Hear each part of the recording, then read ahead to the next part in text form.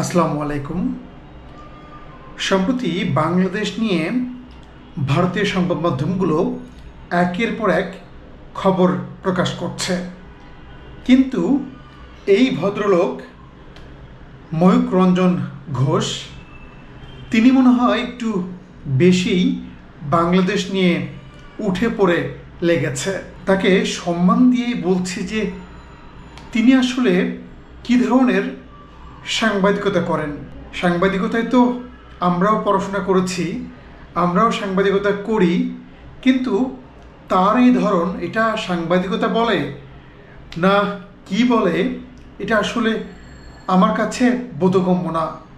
তিনি বাংলাদেশ নিয়ে একের পর এক বিতর্কিত সংবাদ উপস্থাপন করছে এবং সেই টেলিভিশন রিপাবলিক বাংলা সেগুলো প্রচারও করছে।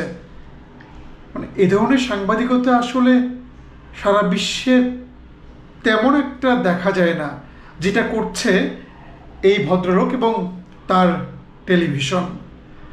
সম্প্রতি তারা চট্টগ্রাম নিয়ে তিনি একটি প্রতিবেদন করেছেন এবং সেইখানে তিনি সেই বিশ্লেষণে তিনি দাবি করেছেন যে চট্টগ্রাম যদি ভারতের অংশ হতো তাহলে ভারত আরও শক্তিশালী হতো। ভারতের সঙ্গে যদি চট্টগ্রাম যুক্ত করা যেত তাহলে ভারতের যে 7 সিস্টার্স আছে সেই রাজ্যগুলোর জন্য আরও উপকার হতো। চট্টগ্রাম তো বাংলাদেশের অংশ, সেটাকে নিয়ে বিতর্কিত এই মন্তব্য করার কারণ আসলে কি? এছাড়াও কিন্তু চট্টগ্রামের যে ঘটনা আপনারা জানেন যে সম্প্রতি চট্টগ্রাম নানা ইস্যুতে অস্থির হয়ে আছে পুরো পার্বত্য চট্টগ্রাম অঞ্চল জুড়ে। সেই অস্থিরতাকে আরও বেশি অস্থির করার চেষ্টা করছেন এই ভদ্রলোক।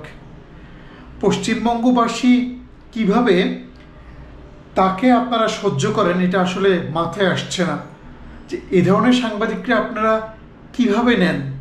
বাংলাদেশে যদি তিনি আসেন এই মুহূর্তে তার কি অবস্থা হবে সেটা আপনারা হয়তো ধারণা করতে পারছেন, যে তিনি একের পর এক বিতর্কিত মন্তব্য করে যাচ্ছেন বাংলাদেশ নিয়ে, এখন লেগেছেন চট্টগ্রাম নিয়ে। এর আগেও চট্টগ্রামকে অস্থির করার জন্য ভারতের হাত রয়েছে এরকম খবর আমরা দেখেছি, তারপরেও বিষয়টি খুব একটা গুরুত্ব দেওয়া হয়নি। কিন্তু এখন মনে হচ্ছে যে পুরো চট্টগ্রামটাকে বাংলাদেশ থেকে বিচ্ছিন্ন করার একটা ষড়যন্ত্র হচ্ছে। যেমনটা যদি বলি যে 5 আগস্টের পর অনেক বাংলাদেশি আমাদেরই ভাই বোন তারা ভারতের 7 সিস্টার্স নিয়ে অনেক নেতিবাচক মন্তব্য করেছিলেন, ঠিক উল্টো এখন দেখা যাচ্ছে। এখন ভারতের এই ধরনের সাংবাদিক তারা কিন্তু বাংলাদেশ নিয়ে নেতিবাচক মন্তব্য করছেন। বাংলাদেশের সার্বভৌমত্বের উপর হস্তক্ষেপ কিন্তু তার এ ধরনের মন্তব্য। একজন সংবাদকর্মী কখনোই এ ধরনের মন্তব্য করতে পারেন না।